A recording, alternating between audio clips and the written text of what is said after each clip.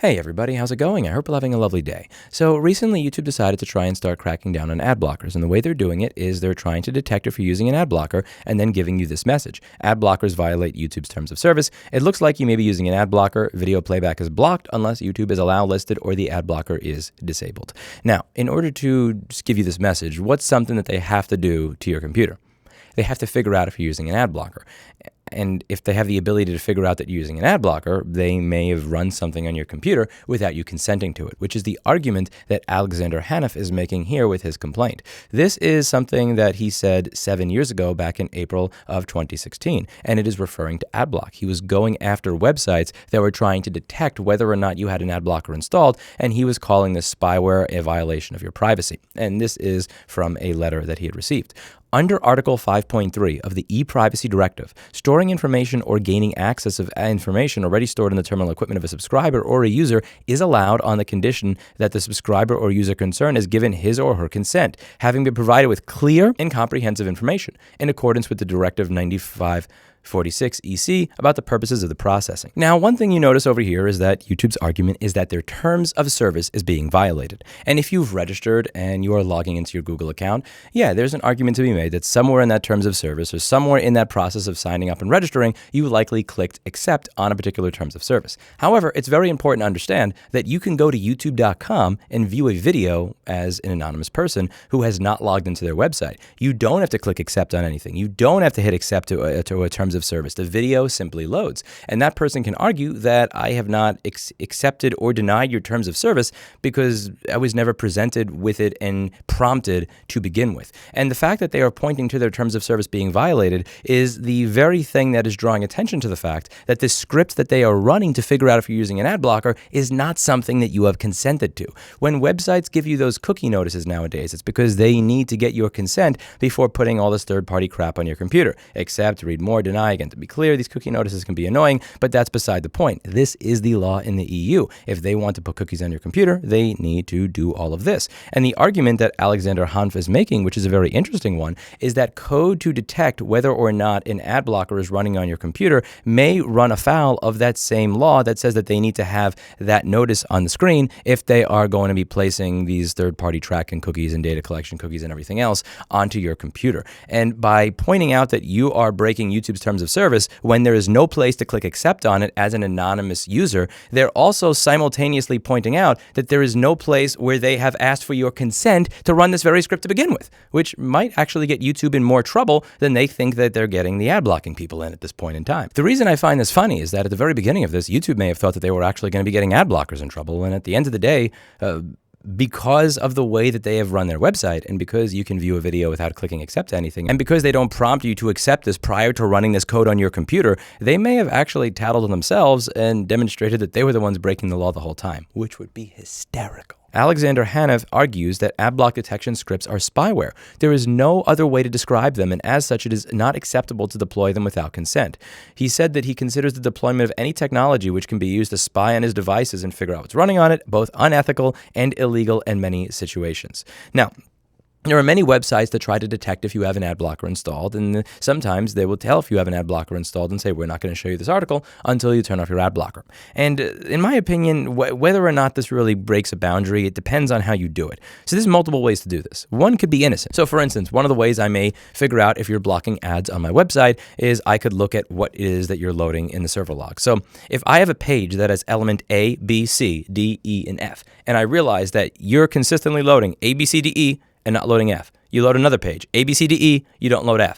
I may come to the conclusion, I may infer that if you're always loading A through E without F, and you're loading A through E simultaneously, and F is an ad, that you are using an ad blocker. That's something that I may be able to determine simply from looking at server logs without actually running any code on your computer. And I don't find that to be spyware at all. I think that that is acceptable. If you chose to visit my website, I do not believe that I need your consent to look at my server logs to see that this IP address loaded this stuff on this day. I think that is my right, the same way it is my right to look at the security security cameras around my house and see who it is that walked by my house, who walked up to my front door, who went to my backyard, who broke into my garage. I have the right to view cameras on my property the same way that I have the right to look over my server logs to see who loaded what at what time if I have a public website. And in my opinion, I should also have the right to infer whether or not I think somebody is using AdBlock based on that information that is in my server log. However, if you are then running JavaScript code on the client's computer without getting consent from them that is specifically designed to figure out something about that client's computer, that's where that crosses a line. And this is what he's accusing YouTube of. He is accusing YouTube of running JavaScript code to check whether anything on the site changed, and that's a considerable difference. It says in this New York Times article here that some sites sniff out software by downloading a small bit of JavaScript code meant to trigger an ad blocker and then checking to see if their code actually made it through the browser. And that's a little bit more invasive than just me looking at my server log to see what loaded. In response to his concerns, the Commission confirmed that the scripts used to detect ad blockers also fall under Article 5.3 of the e-privacy directive, a rule that requires websites to ask for user consent before storing or accessing information on a user's device, such as cookies. Article 5.3 does not limit itself to any particular type of information or technology, such as cookies, the Commission wrote at the time. Article 5.3 would also apply to the storage by websites of scripts in users' terminal equipment to detect if users have installed or are using AdBlock. Now, this does get a little complicated because if you do go to the European Commission's website and you check out this from January 10th, 2017, close to the end of the page, you will see a section on ad blocking, and it will say right over here, can users still use ad blockers? The proposal does not regulate the use of ad blockers. Users have the freedom to install software on their devices that disables the display of advertisement. At the same time, the Commission is aware that free content on the internet is often funded by advertisement revenue.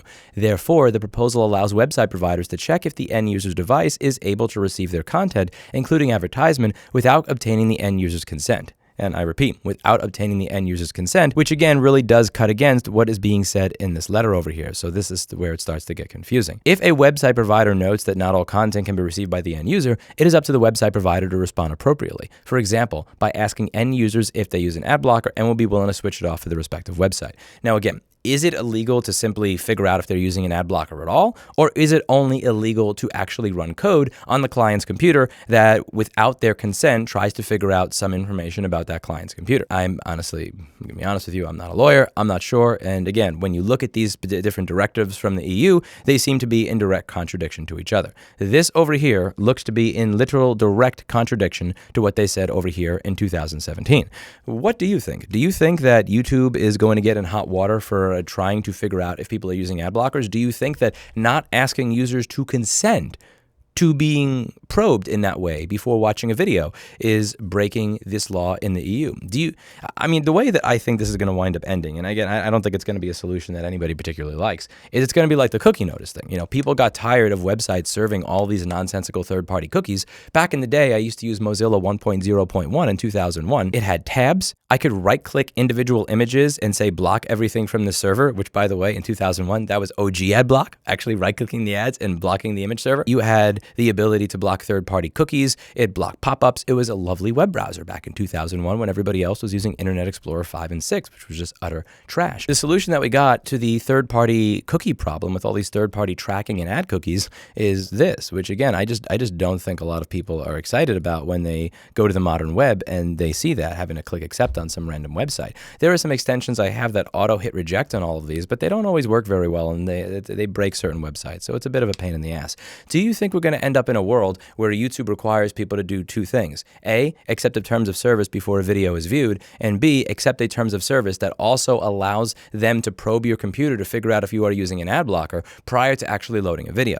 That would substantially crap on the user experience for people who are not logged in, but it may be something that is actually necessary for YouTube to comply with these laws, and further for them to be able to actually say that you agreed to a terms of service. If you are using an application that is scraping the video from their website, are you breaking their terms of service if you never actually hit accept? Again, an anonymous user to youtube.com does not have to hit accept on any terms of service to view a video. They have accepted nothing by simply going to the website, and conversely, since they have accepted nothing because YouTube has chosen chosen to go that way, admittedly to make the UI and UX not suck, does that mean that they are actually breaking the law in the EU by probing your computer to figure out if there's an ad blocker? There is a good chance that they are actually breaking the law, and I'm very curious to see how Alexander Hanff attempts to hold them accountable for it. If you want to follow him, you can find him on Twitter at Alexander Hanff. He seems like a pretty cool guy that is very privacy focused, and I think you may enjoy following him. It's very interesting how this all started out, because while YouTube and Google might be sending out legal notices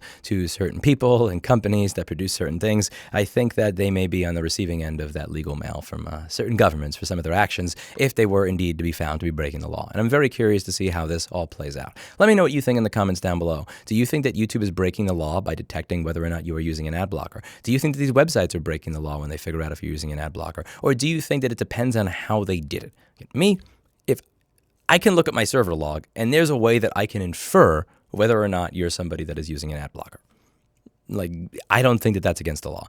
Me running code on your computer, that may cross a line. But then some people may say, you went to that website, you consented to have that code run on your computer. If you didn't want that code run on your computer, you shouldn't go to that website. The EU is overreaching and trying to overregulate everything, and, you know, that's on you. If you don't like the code, don't go to the website kind of thing. I'm curious to hear what you all think in the comments down below. Check it out. We have an online store here at store.rossmanngroup.com/memes-dreams.html.